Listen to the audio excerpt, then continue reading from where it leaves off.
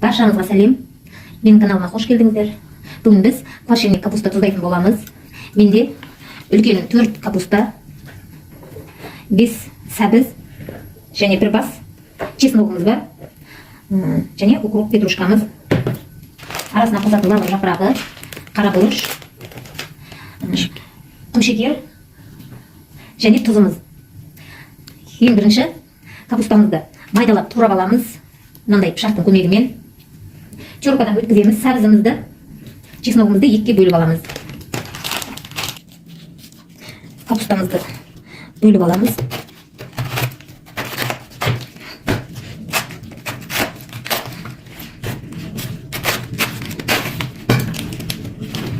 Ортасындағы бүлдектерін алып тастап, майдалап тураймыз.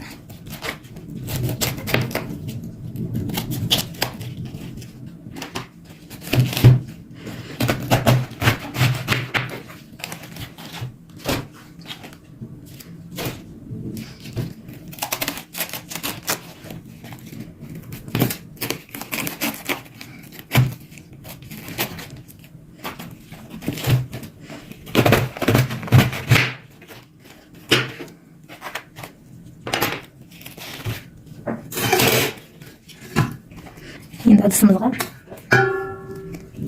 осындай капуста турайтын көмегімен майдалап турап аламыз.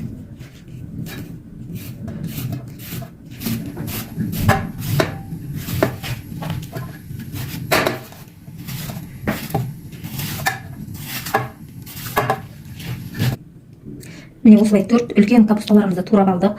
Сәбізімізді теркадан өткізіп алдық. Осы сәбізімізді үшеуіне бөліп саламыз.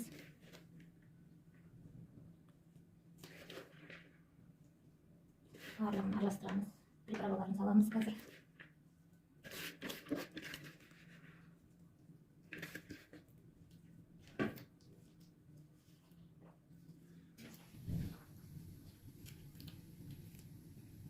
Чесногымызды бөліп саламыз.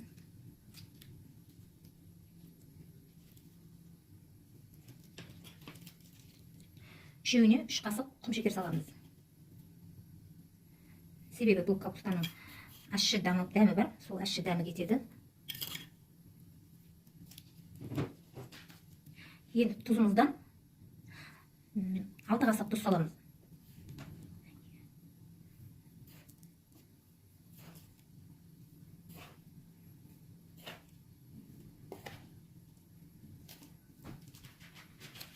Қара бұрышымызды саламыз.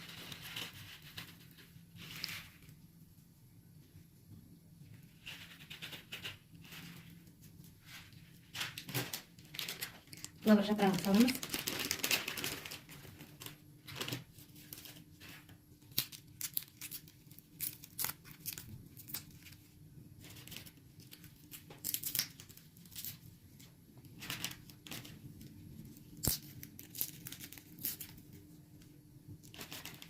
Осылай барлығын үлкен шара болса шараға салып араластырамыз. Мен қазір мына столдың үстіне төгіп жіберіп араластырамын. Мына тұзының барлығы еріп, кішкене суы шыққанша араластырамыз.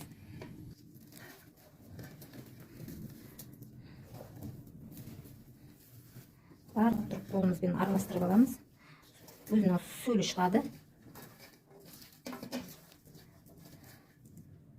Капустаның адамға қажетті дәрумендері өте көп екен.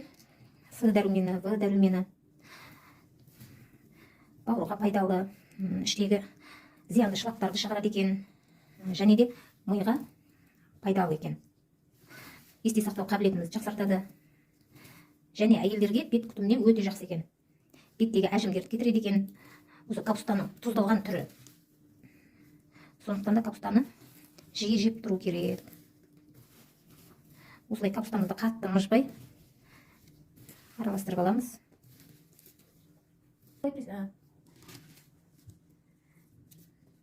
Арасының бәрі ашылып, суымыз, сөліміз шықты.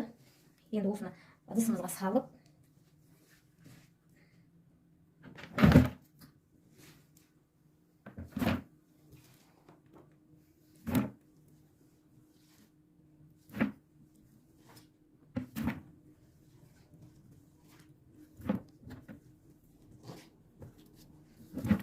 қолымызбен осылай мыжамыз.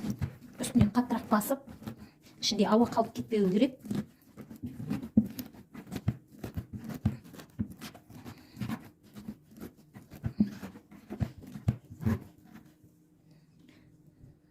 Осылай қалғанында мыжып, осының үстінен салып аламыз. Екіншісінде тура осындай әдіспенен мыжып аламыз. Осындай қалған укроптарымыз болса түбіне салып жіберсеңіздер болады. Мен екіншісінде тұзын сіңдіріп, сөлі шыққанша араластырып алдым. Бұны да ыдысымызға саламыз.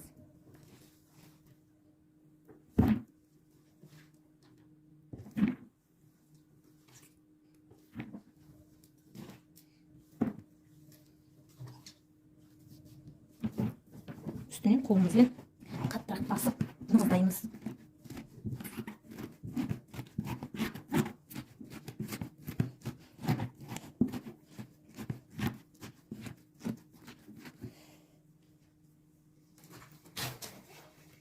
Енді үшіншісінде осылай араластырып аламыз.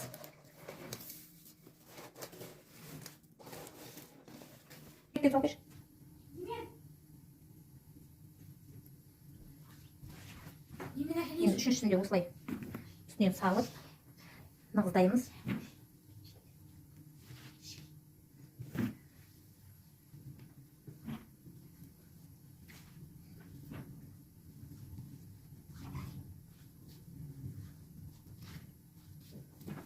Кофталарымызды нығыздап аламыз. Арасына ауа кірмейтіндей етіп жақсылап. Сосын үстінен су құямыз.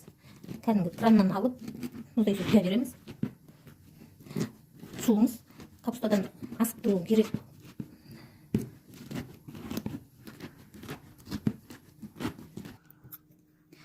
Үстінен краннан су әкеліп құямыз.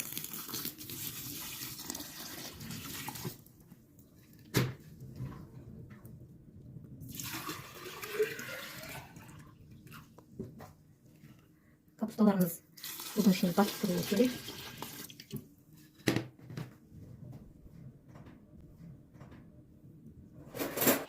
Осылай вилкамызбен арасына суымызды жіберіп аламыз. Осылай судың ішінде бір тәулік тұрады.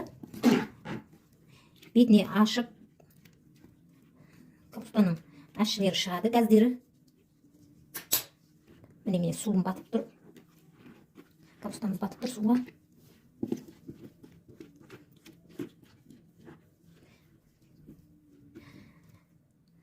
Осы қазір бетін жай ғана жауып, бөлме температурасында қойып қоямыз. Ертең ашып көріп, осылай арасын вилкамызбенен шұқып қоямыз. Ішіндегі газдары шығады. Сосын ертесіне тағы да бір күн қоямыз. Сонымен 2 күн қойып, 2 күннен кейін холодильникке салып жіберуімізге болады. Келесіде менің видеоларымды күтіңіздер. Түрлі тағамдармен және тәттілермен бөлісетін боламын. Менімен бірге болғандарыңызға рахмет. Сау болыңыздар.